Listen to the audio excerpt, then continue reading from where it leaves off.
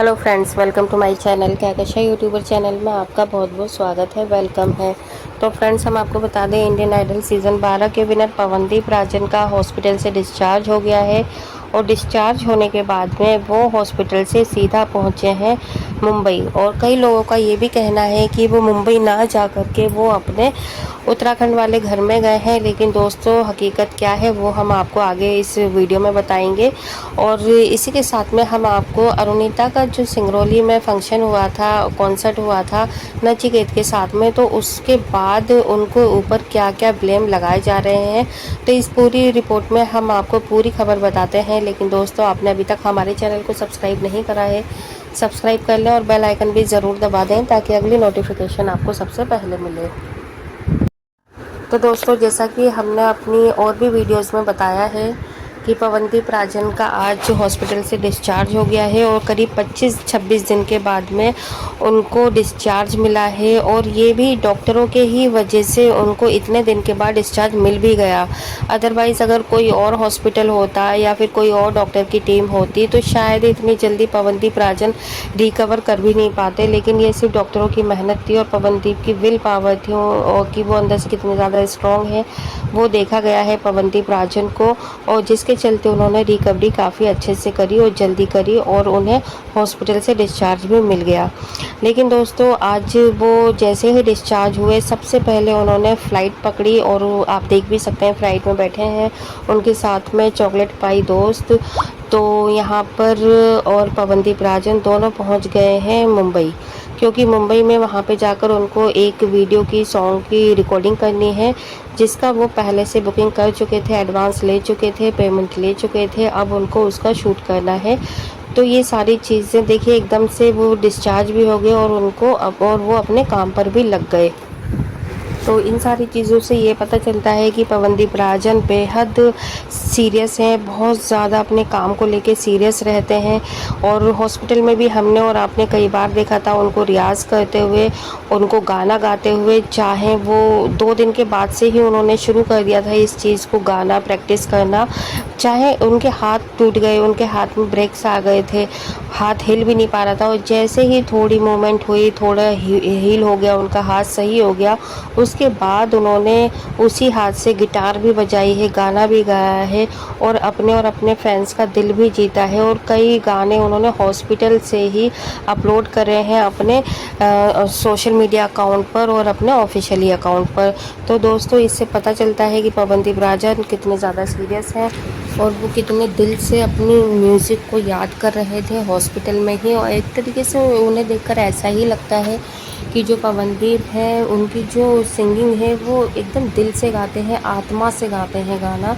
और आप खुद इसी चीज़ से अंदाज़ा लगा सकते हैं फ्रेंड्स कि अगर जिस इंसान का आज ही हॉस्पिटल से डिस्चार्ज हुआ हो, अगर कोई आम आदमी होता, आम इंसान होता, वो घर पे जाता, रिलैक्स करता और उसके 10, 12, 15 दिन के बाद कहीं सोचता कि मुझे क्या काम करना है, क्या नहीं करना। लेकिन आप पवनदीप को देख सकते हैं, जिस दिन ही उनका डिस्चार्ज हुआ, भले ही वो उनके जो माँ बाप थे, बहन थी, वो ये चाह रहे थे कि पवनदीप राजन को ले जाया जाए उत्तराखंड अपने घर पर, क्योंकि वहाँ पर एक एकदम नेचुरल हवा मिलती, उन्हें नेचुरल पानी मिलता, तो उसका जो एटमॉस्फेयर होता वो बिल्कुल ही डिफरेंट होता है, एक अलग ही लेवल का होता वहाँ का।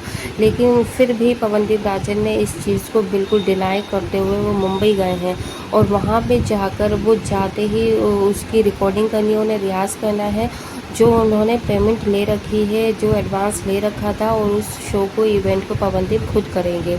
और इसकी वीडियो बहुत जल्दी हम आपके साथ में लेकर आएंगे, आपके सामने लेकर आएंगे अपने इसी चैनल के थ्रू। लेकिन दोस्तों, यहाँ पर जो अब बड़ी बात है वो हम अरुणिता के बारे में आपको बता देते हैं कि अरुणिता को लेकर काफ़ी ज़्यादा गंदे कमेंट्स आए थे जब अरुणिता का लाइव इवेंट हुआ था सिंगरौली में। वहाँ पे नचिकेत के साथ में अरुणिता ने परफॉर्म किया। तो देखिए, अरुणिता तो बिल्कुल मेलोडी क्वीन है ही, और वही मासूमियत थी उनके चेहरे पे, वही चमक थी जैसे कि वो हमेशा परफॉर्मेंस में देती हैं अपनी 100%। और बिल्कुल भी ऐसा नहीं लग रहा था कि जैसे कोई घमंडी लड़की या कोई एटीट्यूड वाली लड़की परफॉर्म कर रही हो, बहुत ही प्यार से, जैसे कि वो एकदम स्वीट है ना, बिल्कुल वही क्यूटनेस थी उनके चेहरे पर। लेकिन यहाँ पे जो नेगेटिविटी फैलाते हैं, जो नहीं चाहते कि कोई इंसान अच्छा काम कर रहा है, उसकी तारीफ़ करना तो खैर दूर की बात है, वो उसमें खामियां निकालने की कोशिश करते हैं। तो बिल्कुल वही चीज़ हुई थी अरुणिता के साथ में भी सिंगरौली इवेंट में। वो क्या बात हुई थी हम बताते हैं। यहाँ पे देखिए नचिकेत ने उनके साथ में परफॉर्म किया, और नचिकेत की जो ड्रेस थी और अरुणिता की जो ड्रेस थी वो दोनों बाय चांस सेम हो गई थी, क्योंकि ये खुद यहाँ पर अरुणिता ने इस चीज़ को कंफर्म किया था कि नहीं, ऐसा कोई भी इरादा नहीं था या हम लोगों ने पहले से डिसाइड नहीं करा था कि हम सेम ड्रेस पहनेंगे। यहाँ पर ये बाय डिफ़ॉल्ट हो गया, बाय चांस हो गया कि दोनों का सेम कलर था, क्योंकि जो नचिकेत ने कोट पहन रखा था उसका कलर और जो अरुणिता की ड्रेस थी वो सेम कलर की थी। तो ये बहुत सारे लोगों ने बोला कि देखो पहले से डिसाइड करके आए, ड्रेस कोड भी बना कर आए हैं, सेम टू सेम ड्रेसेस पहन के परफॉर्म कर रहे हैं।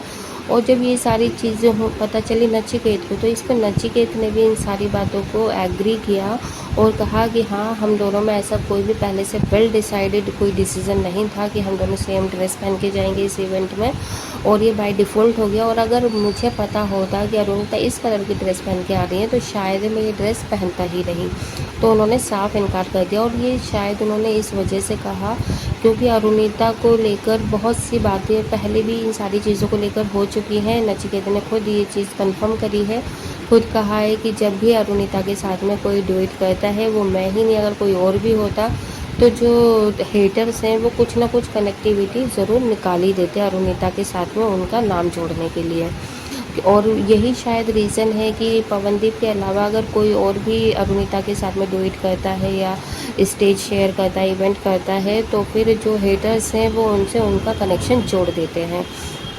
तो यहाँ पर बहुत कम लोग ऐसे हैं, बहुत कम मतलब मेलोडी करने के लिए, अरुणिता के लिए इन्हीं सारी अफवाहों को, इन्हीं सारी गलतफहमियों से दूर रहने के लिए कई बार तो कुछ लोग ऑफ़र को एक्सेप्ट भी नहीं करते अगर अरुणिता उसमें होती है। तो ये देखिए बहुत ज़्यादा गलत बात है। अगर हो सकता है कि जिसने वो इवेंट रखा हो या तो उसने ही ड्रेस का ये सिलेक्शन करा हो कि सेम ड्रेस पहन के आइएगा, और ये भी हो सकता है जो अरुणिता ने खुद बोली बात कि ये बाय डिफ़ॉल्ट हो गया है और हमने पहले से डिसाइड नहीं करा था। तो दोस्तों देखो, ये एक नेगेटिविटी फैलाना होता है जो कि बहुत सारी बातें बन रही थी, इसलिए हमने आपको अपने चैनल के थ्रू बताया, जो कि अरुणिता की खुद वर्डिंग थी, नचिकेत की वर्डिंग थी कि नहीं, ये बाय डिफ़ॉल्ट हुआ था, ऐसा कोई पहले से वेल प्लान नहीं था।